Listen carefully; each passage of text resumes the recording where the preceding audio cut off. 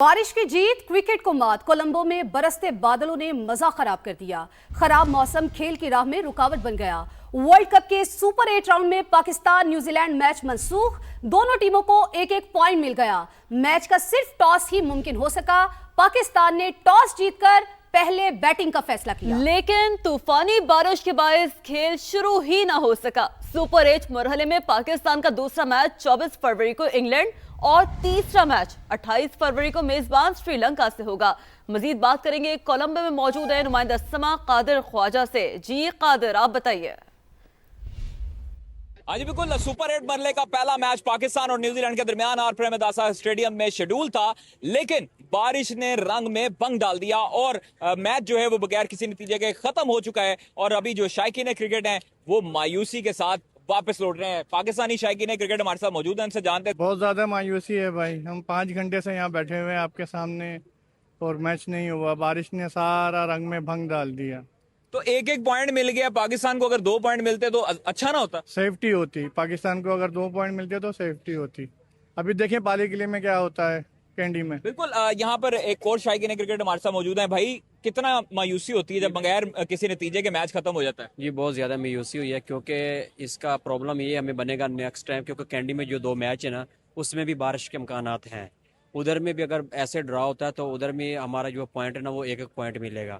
سو اس لیے مایوسی ہوئی، اوپر سے ہم 5 گھنٹے سے ادھر ویٹ کر رہے ہیں میچ کا، تو بس اللہ کے کام ہے۔ اب جو 2 میچز ہیں، 24 فروری کو پاکستان نے انگلینڈ اور جبکہ 28 فروری کو سری لنکا کے مد مقابل آنا ہے، وہ جو تمام فینز ہیں کہ بارش کی نظر نہ ہو اور پاکستان جو ہے وہ سیمی فائنل میں کوالیفائی کر لے۔ جی اپڈیٹ سے شکریہ آپ کا قادر۔ آگے بڑھیں گے اور اب آپ کو بتائیں، سیکیورٹی فورسز نے بر وقت کارروائی کرتے ہوئے بنو کو بڑی تباہی سے بچا لیا۔ ISPR کے مطابق فورسز کے اگلے دستے نے خودکش بمبار کو بر وقت روک کر شہر کو بڑے سانحے سے محفوظ رکھا۔ شدید فائرنگ کے تبادلے میں 5 دہشت گرد مارے گئے۔ فتنہ الخوارج کے حملے میں لیفٹیننٹ کرنل شہزادہ گل فراز اور سپاہی کرامت شاہ شہید ہو گئے۔ بر وقت ایکشن، بنو بڑی تباہی سے بچ گیا۔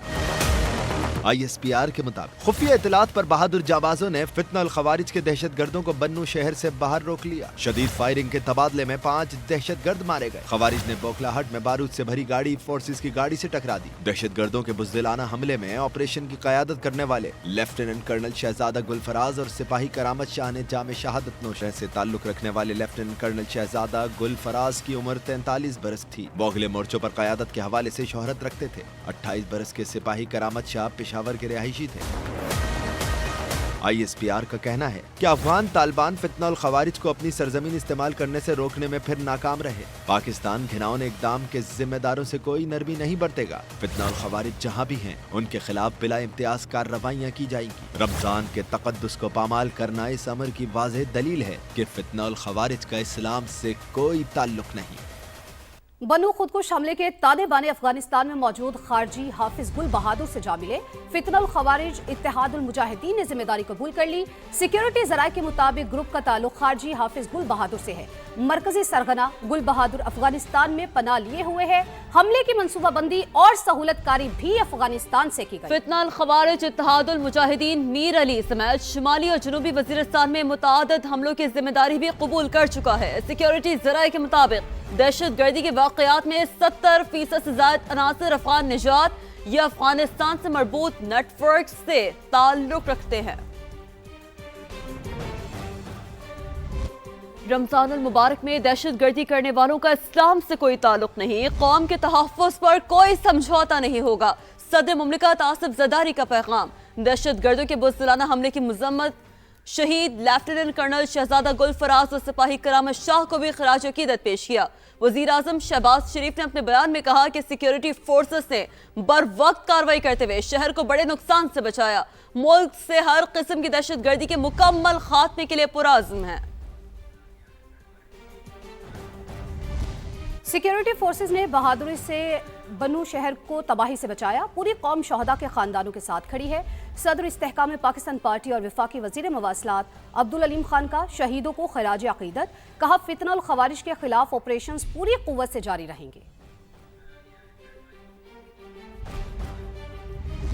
محکمہ انسداد دہشت گردی خیبر پختونخوا نے ڈیرہ اسماعیل خان میں تباہی کا بڑا منصوبہ ناکام بنا دیا۔ खुफिया इत्तला पर कार्रवाई, एक खातून खुदकुश हमलावर को गिरफ्तार कर लिया। मुलजमान के कब्जे से असलहा और दीगर सामान भी बरामद किया गया। हुकाम के मुताबिक गिरफ्तार खातून खारजी कमांडर के जेर तरबियत रही। खुदकुश हमले के लिए जैकेट और हदफ खारजी कमांडर की जानिब से फराहम किया जाना था। तहवील में लिए गए मोबाइल फोन से कालेदम तंजीम से राब्तों और खुदकुश हमले के लिए रजामंदी से मुतालिक मालूमात भी हासिल की गई। तर्जुमान CTD के मुताबिक दहशत गर्दों के खिलाफ बिला इम्तियाज कार्रवाइयां जारी रहेंगी। पाकिस्तानियों के फैमिली ट्री में हजारों अफगान घुसपैठियों की मौजूदगी का इंकिशाफ। जाली पाकिस्तानी शनाख्ती कार्ड रखने वाले अफगानी बाशिंदों के खिलाफ हतमी ऑपरेशन शुरू कर दिया गया। नादरा ने पाकिस्तानियों के फैमिली ट्री में शामिल मुश्तबा अफराद को जाती हैसियत में तलब कर लिया। इब्तदाई तौर पर रावलपिंडी के 833 अफराद को 7 रोज में मुतालिका हुकाम के सामने पेश होने की हिदायत की गई। तलबी के बावजूद पेश न होने वालों की पाकिस्तानी शहरियत खत्म कर दी जाएगी। तहरीक इंसाफ को सियासी तौर पर इंगेज करना चाहते हैं। ख्वाहिश है बानी और PTI रियासत मुखालिफ बयानिए से पीछे हट जाएं, मगर वो बातचीत से इनकार कर रहे हैं। हुकूमत और एस्टैब्लिशमेंट ने डील की पेशकश की है, ना होगी। एस्टैब्लिशमेंट तो इस किस्म की बात सुनने की भी रवादार नहीं। वजीर आजम के मुशीर राना सनाउल्लाह की प्रोग्राम मेरे सवाल में गुफ्तगू, बोले दहशत गर्दों के सेफ हेवन से मुतालिक पॉलिसी तय कर ली। वजीर आला खैबर पख्तूनख्वा को ऑन बोर्ड लिया गया। अफगानिस्तान ने दहशत गर्दों को चुना तो वाज़ेह पॉलिसी के तहत एक्शन होगा। शहबाज शरीफ साहब ने 2 से ज़्यादा मरतबा उनको कहा कि आएँ, बैठें, डायलॉग करें। हम ये चाहते हैं कि उनको पॉलिटिकली जो है वो इंगेज किया जाए, उनको डील किया जाए। वो रियासत के ख़िलाफ़ जो बयानिया है उससे पीछे हटें। जो उनका वो गाली गलोच ब्रिगेड है जिसको उन्होंने इस काम पे लगाया हुआ है कि वो हमारे अदारों के ख़िलाफ़ और अदारों के सरबराहों के ख़िलाफ़ जो है वो हिंदुस्तान के प्रोपेगेंडे को इंडोर्स करता है, उससे वो जो है वो पीछे हटें। तो इस बात से तो वो इनकारी हैं। वो चाहते ये हैं कि इस्टेब्लिशमेंट जो है सपोर्ट करे और उनको जो है वो इक़्तिदार तक पहुँचाए और उन्हें जो है वो उनके केस भी खत्म हो जाए, वो रिहा भी हो जाए। इस डील से मुतल्लक उनको कोई ऑफर या कोई मामला ना हमारी तरफ से हुआ है और ना इस्टेब्लिशमेंट की तरफ से हुआ, बल्कि इस्टेब्लिशमेंट इस बारे में बात करने को भी तैयार नहीं है। अफगानिस्तान को कहा था कि आप दहशत गर्दों में और पाकिस्तान में एक चॉइस कर लें।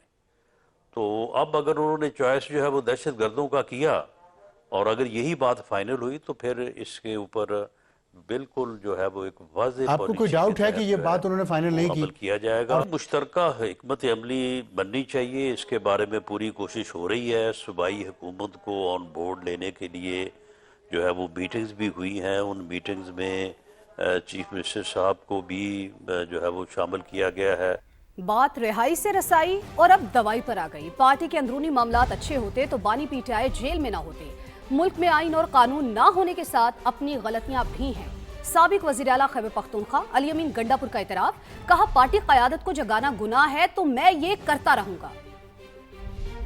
हमारे इंटरनल एक्सटर्नल जो मामलात हैं अगर वो ठीक होते तो खान साहब जेल में ना होते। तो हमारी गलतियां भी है, हम नाकाम हो रहे हैं बार बार। तो या तो हमारी नीयत में फर्क है और या फिर हमारे आपस की रिफ्ट है ऐसी कि हम उन कामों में लगे हुए हैं जो काम मकसद से हट के फजूल चीजों पे हैं। अब वो हम बेवकूफी पे लगे हुए हैं, किसी सेल्फ इंटरेस्ट की वजह से लगे हुए हैं, नादानी में लगे हुए हैं, इस्तेमाल हो रहे हैं। हमारी नीयत ठीक नहीं है। रिहाई फिर रसाई फिर दवाई। रिजल्ट ये है कि आज खान तक हमारी मुलाकात भी बंद है और खान साहब को रिहाई का हिसाब तो दूर की बात है, आज खान साहब को उनका मालिक नहीं मिल रहा। ये बातें डायलॉग डेली टिकटॉक ये बनाने से अगर फर्क पड़ता ना तो आज ये हाल ना होता। ये नहीं आ सकता कि मुंह जबानी बातें टी प्रो में बैठ के डायलॉगे या मैं यहाँ पे टिकटॉक बना लूं, मैं यहाँ पे धमकी दे दूं, मैं कोई और बात कर लूं, कल खाली हो। ये कहना गुनाह है तो ये गुनाह मैं करूंगा।